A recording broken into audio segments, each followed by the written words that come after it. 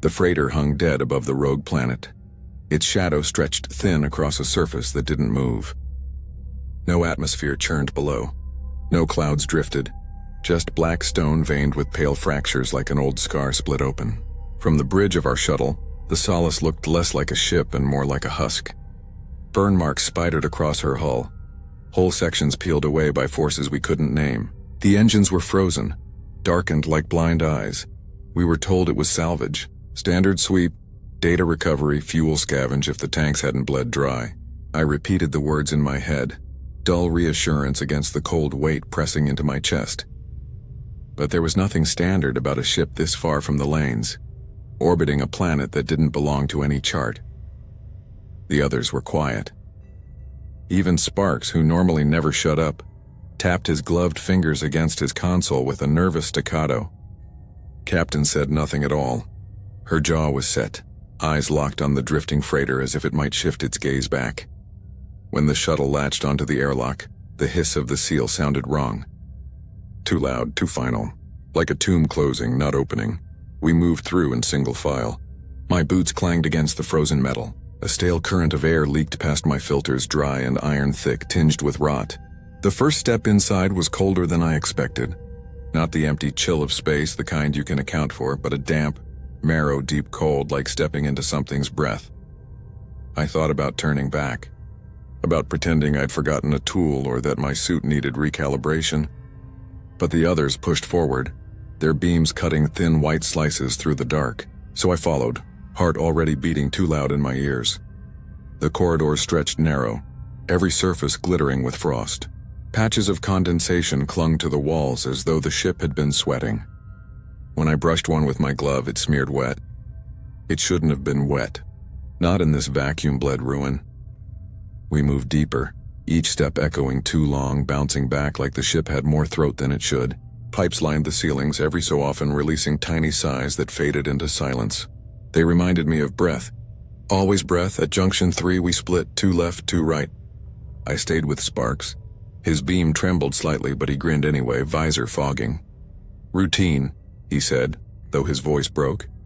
We passed storage bays, their doors half open. Inside, containers had fused with the walls as if heat had melted metal into bone. Tools lay scattered across the floors, frozen mid-use. One locker door bulged outward, as if something inside had tried to push its way free. I didn't open it. Every breath in my suit felt too loud, too shallow. We reached the first terminal by the mess hall. Its screen was dead, black and reflective, showing me a face I barely recognized. Cheeks gaunt, eyes hollow from too many runs like this. I tried to activate it. The console sparked weakly, then hummed with a vibration that traveled up through my gloves into my bones. The hum became a pulse. Not electrical, not mechanical. A steady, patient throb. Sparks laughed nervously. Old ship still has a heartbeat, but it wasn't the ship. I could feel it. Each throb aligned with the space between my breaths, syncing with the drum in my chest. I pulled my hand back, flexing my fingers, but the rhythm stayed. The lights overhead flickered. Not randomly. In time. Sparks kept typing, forcing power through the failing circuits. We'll get a partial log, maybe. The pulse deepened. Louder. The walls themselves seemed to shudder with it. Pipes groaned in sympathy. I pressed my palm to my chest, felt my heart matching it, and then I realized it wasn't echoing in my ears. It was inside me.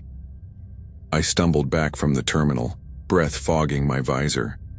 My own pulse hammered out of sync, then snapped into line with the rhythm bleeding from the walls. I couldn't tell where my body ended and the ship began. My suit's oxygen warning blinked once, then froze. Sparks's voice buzzed in my comm, but his lips weren't moving. The mess hall lights dimmed, shadows pooling across the ceiling. I thought I saw movement there. Slick shapes stretching along the frost-rimmed metal, contracting with the rhythm. I blinked hard and the ceiling was empty again. Sparks gripped my arm. "You hear that?" His voice was a whisper now. I nodded. My throat wouldn't work. We both stood still, listening. The ship wasn't silent anymore. Beneath the pulse there were faint noises, wet, dragging like muscle sliding across steel. And then something else, a second heartbeat. Faster, not mine. Not Sparks's, coming from deeper inside the ship. Captain's voice crackled over comms. "Status report. I wanted to tell her everything. That the ship was alive, that it was pulling us into its rhythm. But when I opened my mouth, the words weren't mine. They came out flat, automatic. Terminal 1 online. Proceeding to next junction. Sparks nodded as though he'd heard the same script in his head. We both turned away from the console, moving deeper without speaking. The corridors closed tighter. Frost thickened. Somewhere behind us, metal shrieked like something vast dragging its nails across the hull. Sparks turned his light back, but the hall was empty. Only our footprints in the frost. Except there were more than 2 sets now, a third pair, smaller, walking just behind. I didn't say anything. Neither did Sparks. We just kept walking, breath short, hearts beating in time with the ship. By the time we reached the cargo bay, the pulse was everywhere. Through the floor. Through the walls. Through my ribs. I couldn't tell if my heart was keeping pace or if it had stopped entirely. The bay doors loomed open, black beyond black, filled with the sound of breathing pipes and slow, steady thunder. Sparks lifted his light. The beam cut into the darkness, landing on the far wall. For a second, I thought I saw it move, not shifting, not mechanical, beating. The entire wall pulsed like muscle, frost cracking with each contraction. Sparks gasped, his light dropping. I grabbed his wrist, but he shook me off, eyes wide, visor fogging with each ragged breath. "It's alive," he whispered. And I knew he wasn't wrong. The Solace wasn't a wreck. It wasn't dead. It was waiting. The lights flickered once more, falling into rhythm. My chest tightened, lungs dragging air that wasn't mine. Sparks started laughing, thin and high, his voice cracking into static over comms. I wanted to stop him, to shake him silent, but I couldn't move. The wall throbbed again, louder this time, and the frost on the floor cracked in a perfect circle around us. That's when I felt it. The third heartbeat. Right behind me, I turned and saw nothing. Only the frost, only the dark. Only the sound of my own pulse sinking tighter and tighter until it wasn't mine anymore. The bay doors shuttered closed with a final hiss, sealing us in. The last thing I heard was Sparks's laugh breaking into a scream. We split into teams. The captain sent Hale and Juno down toward engineering, while Sparks and I pressed deeper into the mid-decks. The corridors forked like veins, slick with condensation that shouldn't have been there. Each junction we passed dripped steadily, droplets tapping on metal in rhythms that echoed the pulse we'd felt before. At first I told myself it was coolant, or some condensation leak from the life support that shouldn't have been working but still was. But the liquid clung too thickly to the panels, strands trailing like saliva before breaking. When my light cut across it, it gleamed dark, not clear. Sparks stopped, tilted his head toward a wall. He dragged his gloved hand across the condensation. Instead of smearing, it separated, forming lines. His breathing crackled in my comms. "Architecture beneath architecture," he whispered. "What?" He didn't answer. He traced invisible shapes, slow, deliberate, curves and spirals that I didn't see. His glove moved like he was following grooves, though to my eyes the wall was smooth. I tried to shake him. "Focus, we keep moving." He pulled away, muttering, "You don't see them." "You never do." I did not reply. I didn't want to ask who he meant by you. The comms broke in with static, a burst that made me flinch. Voices half-formed inside the noise, words folding over themselves. "Status. Repeat. Deck." In silence, I clicked back. "Hale, Juno? Report." No answer. Sparks laughed under his breath, the sound clipped into fragments by the static. Words swallowed. Ship doesn't like words. Ship makes them new. I gritted my teeth and moved faster, my boots thudding in rhythm with the pulse. When we passed the next viewport, I stopped dead. The rogue planet loomed beyond. Larger than before, though the Solace was still in orbit. The surface wasn't barren rock, not entirely. My light caught on pits across its crust. Craters lined up too neatly, circles within circles. They weren't impacts. They were designed. Symmetry perfect down to kilometers. I leaned closer, visor nearly against the glass. For a moment I thought the craters shifted, edges pulsing inward like the flecks of muscle. Sparks laughed again, dry and thin. "It's not a planet." "Not really. You'll see." I turned on him. "What do you mean?" He stared past me at the viewport. His reflection looked wrong in the glass, eyes glowing faintly red, though the corridor light was a sterile white. I blinked. His eyes were normal again, normal but wide, frantic. The ship groaned then, deep in its bones. A sound like steel stretching, resentful, resisting. The floor vibrated beneath our boots, subtle at first, then steady, as though the ship resented our weight. I pressed my palm to the bulkhead.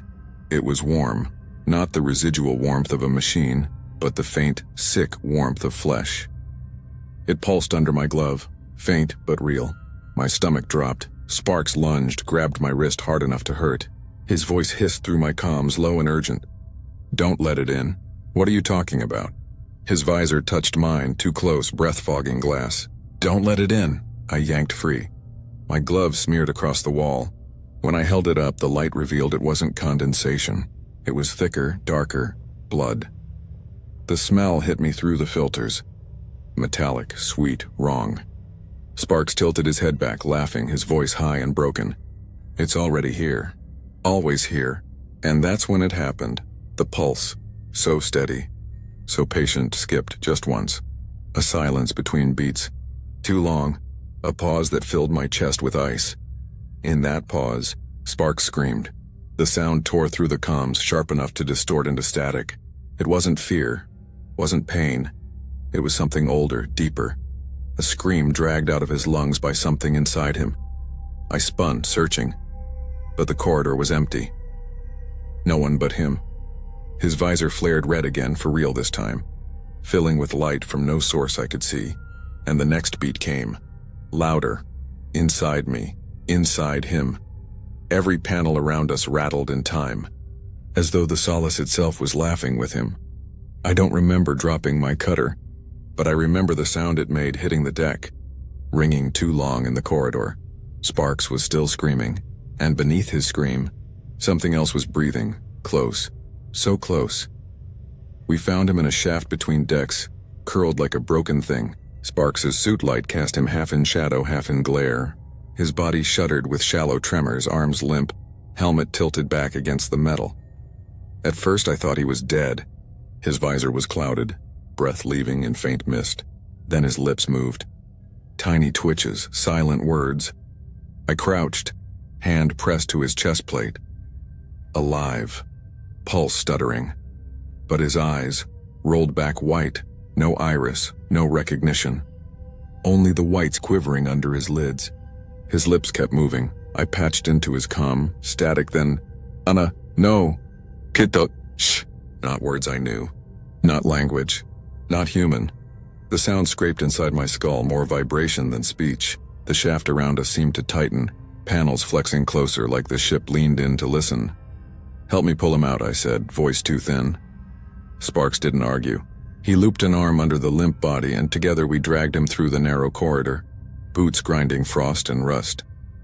His weight felt heavier than it should, like the ship itself clung to him, not wanting to let go. The infirmary door hissed reluctantly, opening onto a room I barely recognized. It wasn't a med bay anymore. Tables had melted into the floor, fused as though the metal had grown around them. The walls bulged inward with vein-like ridges. Monitors, once neat rows of equipment, had warped into the surface itself. Glass bubbled, frames gone, wires sunk deep into what looked less like alloy and more like bone. The air was thick, sour, like blood left too long in heat. We dragged him onto the nearest slab. The surface gave slightly under his weight, not the rigid clang of steel but the soft complaint of cartilage. My stomach rolled. I powered the first terminal. It flickered, spasming lines of static. Then an image bled onto the screen. My breath froze. It was him. Already dead. The feed showed his chest torn wide, ribs split open like wings. His lungs glistened in the light, pulsing faintly, wet steam curling into the dark. But on the slab, his body was intact. Shallow breathing, suit scraped, chest whole. I smelled blood anyway, copper sharp, and ozone like the air after a strike. The screen buzzed louder. Words formed at the bottom, scrolling too fast. My name, again and again. Behind me, Sparks muttered, "Don't look too long."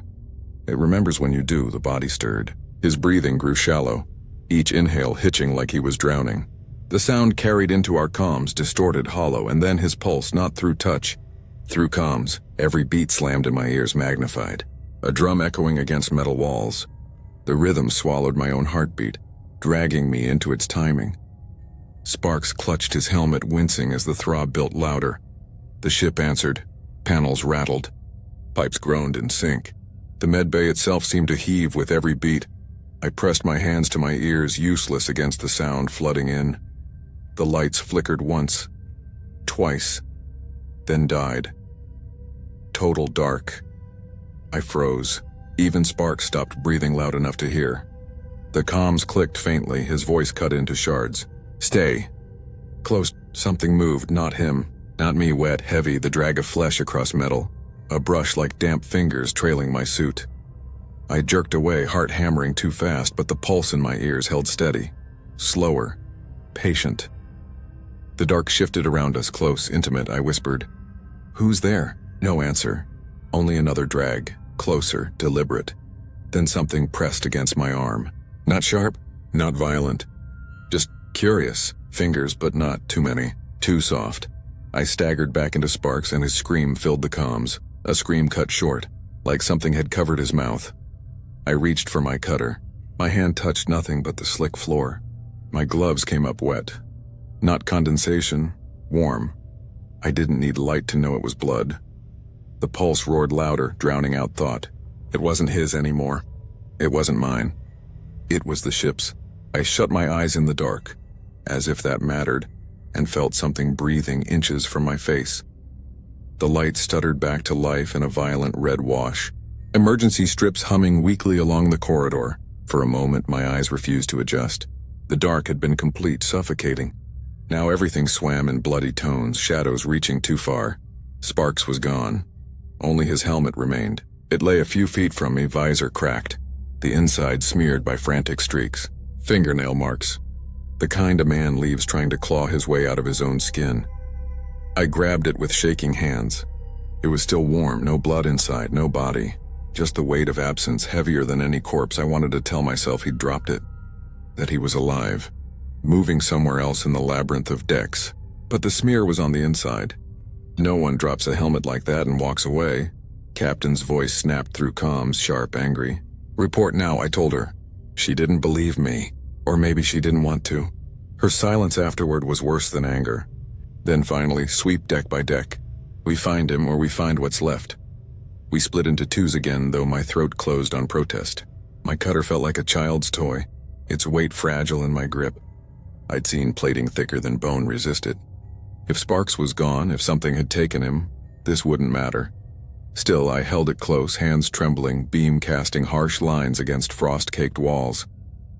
Every clang of my boots echoed like a scream. Juno muttered behind me, her voice half prayer, half venom. This place is wrong. You feel it too. You all do. I didn't answer. I couldn't risk words. Words carried in this place, twisted by the comms, swallowed and replayed. I'd heard them before. Voices not ours. The ship pulsed again, faint through the soles of my boots. A heartbeat, patient, relentless. The galley door slid open on a groan. We stopped cold. It wasn't a galley anymore.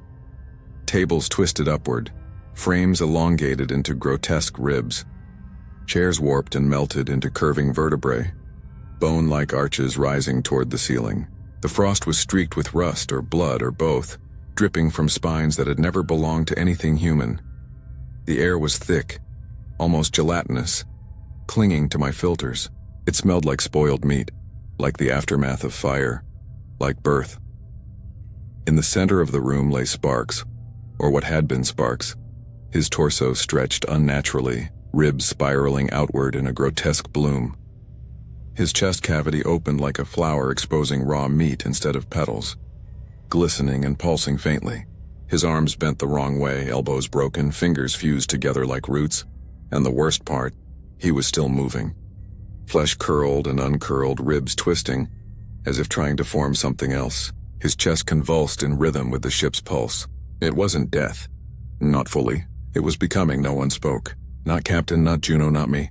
Words had no place here. We only backed away, steps small, breath shallow, as if noise alone might provoke it further. Then the comms broke, not with static, with his voice. Sparks, calm, measured. Coordinates, he whispered. Numbers I didn't recognize. Long strings repeated in cycles. Over and over. I pressed my comm, throat tight. Sparks? The voice repeated, smoother, more certain. Coordinates. I turned back to the corpse.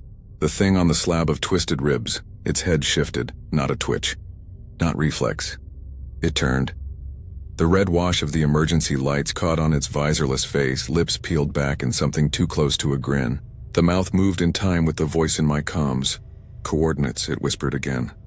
This time, it was looking straight at me. We tried to retreat. The captain barked the order. But when we turned back, the corridor was different. Deck 4 should have led to the shuttle bay, a straight run through 2 junctions. Instead, the hatch deposited us on Deck 6. We doubled back, cursing, weapons raised, footsteps loud in the stale air. This time, the same hatch opened again on Deck 4, and then, when we repeated the turn, it brought us back to Deck 6. The ship had folded in on itself. Juno hit her comms in a panic. "We're walking in circles!" But I knew it wasn't circles. It was worse. The walls hummed faintly with that slow, patient pulse. Each beat seemed to ripple through the ship's bones, rearranging passages, replacing logic with rhythm. The solace wasn't letting us leave. I checked my suit timer. 10 minutes had passed since we'd left the galley. Captain swore under her breath. "It's been 2 hours," I froze. "What?" She turned on me, visor reflecting the red glow of the corridor strips. "Look at your timer again, 10 minutes, still." Her shoulders sagged, just slightly. "It doesn't matter. Time's wrong here." Then the voices started. At first faint, like the static we'd already heard, whispers buried in the ship's comms. But these weren't random fragments. These were us. My own voice echoed faintly down the corridor. "Retreat. Retreat." But I hadn't said it. "Not yet," Juno stiffened. She whispered, "That's me. That's me." As another echo called out from somewhere deeper in the ship, repeating her panicked words from earlier. We froze, listening. The voices overlapped, layered. Our voices, but distorted, pitched wrong, spilling from places we hadn't been. The captain cut her comms with a sharp gesture. But the voices didn't stop. They were coming from the walls. The heartbeat filled the ventilation shafts now, louder, nearer. Every beat sent a vibration through the air, rattling pipes overhead. The frost dripping down the walls trembled like dew on glass. When the next door slid open, it should have been storage. Instead, we stared into something vast. The chamber stretched far past the edges of our suit lights. Its walls weren't metal. They were carved into bone-like stone, spirals etched deep into the surface. The spirals curved downward, always downward, toward a hollow we couldn't see. I swallowed, bile sour in my throat. "This isn't in the schematics." Captain's voice was a whisper. "This isn't in the ship." We argued. Juno begged to turn back, though there was no back anymore. The captain ordered us forward, insisting the way through must exist, that systems meant corridors had to connect somewhere. I said nothing. The words in my chest felt stolen before I could form them. My heart was pounding too loud, sinking with the pulse in the walls. The air thickened the deeper we walked. Not just humidity, something else. A taste in the filters, metallic and sweet, coppery, alive. Like the air itself had blood. I wanted to tear the helmet off just to breathe differently, to be free of the thickness pressing into my lungs. We reached another junction. Lights flickered above us, sputtering weakly, then blinked. Once, twice. I stopped breathing. On the third flicker, they froze. Bright strips of white etched across the bulkhead. The lines didn't stay random. They shifted, bent, formed letters. My name, spelled in static glow. Every stroke sharp, deliberate, written into the light itself. Juno gasped, her breath rattling in my comms. Captain raised her cutter, scanning the walls. "Who did that?" I couldn't move. My name burned across the bulkhead, pulsing faintly in time with the heartbeat. Not just a signal, not just a trick. The ship knew me. It was calling me. And in the silence that followed, I heard myself answer, from somewhere ahead, in a voice that was mine. "I'm already here." The path led us downward, always downward. The corridors gave way to chambers that had no business existing inside a freighter. Vast ribs of stone fused into alloy, spirals narrowing toward a hollow that thrummed with each beat. We moved in silence. No more arguments, no more questions, Only the sound of boots crunching frost and the low, steady pulse that had become our rhythm, our leash. When the final hatch parted, it was not into the engine room. Not anymore. The reactor was gone. In its place rose a column, no, a spine, of flesh and metal interlaced, veins pumping viscous light through conduits, bone curling outward into struts. It towered upward, vanishing into shadow. Every beat of the ship reverberated from it, rattling my ribs, shaking frost loose from the ceiling. It wasn't machinery. It was anatomy, and the solace wasn't being powered. It was being fed. Halverson stepped forward. I hissed his name, but he didn't stop. His visor reflected the pale glow coursing through the veins. His breathing slowed, steady, reverent. His voice broke through comms, quiet but certain. "It's not a volcano." We all turned, words catching in our throats. "It's a heart."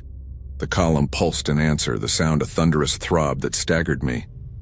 My chest ached. My pulse dragged into its rhythm. Halverson lifted his glove, trembling, then pressed his hand against the column. The surface responded. It opened like a wound.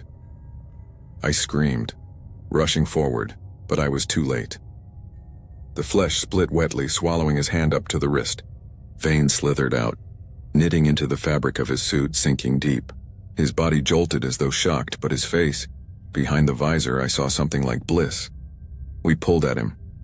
Juno grabbed his shoulders. I caught his arm. The captain braced her cutter against the wall for leverage. We strained, screamed, begged. The column pulled harder. The wound widened, swallowing him up to the elbow, then the shoulder. Veins crawled across his chest plate, burrowing through seams, fusing his body into the ship. His breathing rasped, caught between agony and ecstasy. And then his face shifted. For one terrible second, his features stretched across the column itself, pale and wet, pressed into the surface like wax. His eyes bulged wide, his lips peeled back, and they moved. "Join us." The words never reached my ears. They bloomed directly inside my skull. The captain screamed, jamming her cutter into the wound. Sparks showered uselessly. The column convulsed, and Halverson's body lurched once, then sank, gone, swallowed whole. Only his face remained, stretched thin across the surface before fading back into the pulsing anatomy. The heartbeat quickened. The deck shuddered underfoot. Veins bulged, pumping harder, spreading further into conduits above and below. The entire room trembled like a chest drawing its first frantic breaths. My lungs fought against the rhythm, desperate to hold their own pace. But the longer I stood, the more impossible it became. My pulse slowed, then surged, dragged into sync with the thunder all around us. The captain's voice cracked through comms, ragged, shaking. "We need to move now." But the column didn't let us. The hatch behind us slammed closed, sealed by curling bone and wet steel. The chamber darkened, veins pulsing with light that grew brighter, faster, beating like something waking. The ship wasn't dead. It was waking, and it was hungry. Sleep became impossible. Not because I fought it, but because sleep no longer belonged to me. Each time I tried, closing my eyes, slowing my breath, letting the static hum of the ship blur into white noise, I would wake somewhere else. Different corridors, different decks, my boots wet, my gloves smeared in blood I didn't remember spilling. The others noticed, or maybe they didn't. They stopped speaking entirely. Their mouths still moved, but no sound passed through the comms. Lips stretched too far, shapes forming words I couldn't recognize. When I pressed them for answers, their faces blurred, features twisting like wax under a slow flame. I thought I was losing vision at first, but no. Everything else in the ship remained sharp. The frost, the steel, the spirals carved into the walls. Only people distorted, only the crew. The comms whispered constantly now. Not in static, not in distortion. In my voice, a chorus layered, each slightly out of sync. My name, my name, my name. Over and over, filling every channel. I turned them off. It didn't matter. The voice wasn't inside the headset anymore. It was inside me. I smashed my helmet against the bulkhead just to hear something real. The crack of impact, the hot pain radiating across my skull, the sting of blood running down my temple. It should have grounded me, should have reminded me what pain meant. Instead, the wall whispered back. Not sound, not language, just a vibration inside the steel, inside my bones. A hum that said, "You're not hurting yourself, you're touching me." I stumbled down the corridor, palms against the walls, breath short and ragged. My visor fogged, and through the blur I saw him, Sparks, standing at the far end of the passage. His chest was hollow, ribs torn open, but he was still breathing. The wound rose and fell as if lungs were still working inside empty space. His smile stretched too wide, teeth too many. I raised my cutter with shaking hands. "You're dead." He tilted his head, said nothing, just kept smiling. I blinked. He was gone. The corridor was empty. Only the dark. Only me. I staggered toward the nearest reflective panel, desperate to see myself, to anchor myself in something familiar. My visor stared back, face pale, eyes bloodshot, blood streaking across my cheek, but then I noticed it. The reflection wasn't moving with me. I raised my hand. The reflection stayed still. I turned my head. My reflection stared forward, and then, slowly, it smiled. Not me. Not anymore. It began in my arm. At first I thought it was just fatigue, the ache of carrying the cutter too long, the tremor of adrenaline burned out. But when I pulled back the sleeve of my suit, I saw the veins beneath the skin glowing faintly. Not bright, not like fire, more like a sick luminescence pulsing in rhythm with the ship's heartbeat. I pressed my gloved thumb against the vein, trying to cut the circulation, trying to prove it was just blood. But the pulse didn't stop. The glow didn't fade. The infection wasn't just in them, it was in me. I lost control. I tore off the glove and drew my knife. I cut deep. Blood welled instantly, too dark, too thick. But before I could blink, the wound sealed, skin knitted back together, slick and wrong. No scar, no mark, just smooth flesh glowing faintly with the rhythm of something that wasn't mine. I slashed again, harder. The flesh sealed again, faster. My stomach turned cold. I pressed my forehead to the bulkhead, gasping. My own body wasn't mine anymore. It was aligning itself with something else's design. And then I heard it. Not outside. Inside. Bones shifting. A wet crack inside my chest, vertebrae popping, ribs bending ever so slightly. Each pulse of the ship rippled through me, adjusting, sculpting. I staggered backward, clutching at myself, but there was nothing to stop. Nothing to fight. The others stood watching, silent. Their helmets turned toward me, blank faces lit only by the faint glow of my veins. When I begged for help, my voice broke into sobs. "Please stop it. Do something. Cut it out of me." They didn't move. Their mouths opened inside their helmets, but no human words came. Only whispers, coordinates, endless streams of numbers spilling like prayer repeated over and over. Not to me. Not even to each other. To the ship, I screamed and ran. My boots slammed against the deck, echoing down twisting corridors until I stumbled into a chamber that hadn't been there before. Glass pods lined the walls in concentric circles, rising floor to ceiling. Frost rimed each one, glowing faintly in the red light of the emergency strips. And inside them, bodies, crew I'd never seen. Men, women, uniforms ranging from decades apart, perfectly preserved, their skin pale, eyes closed, chests rising and falling in perfect unison. They were breathing, in sync, with the heartbeat. I pressed my hand against the glass of the nearest pod. The surface was warm. Condensation smeared under my glove like sweat. I leaned closer. The figure inside wasn't moving except for its chest, slow, steady, pulsing with the rhythm. Its veins glowed faintly just like mine. My breath fogged the glass. That's when its eyes snapped open. Not their eyes. My eyes. The exact shade, the exact veins, the exact stare I saw every morning in my own reflection.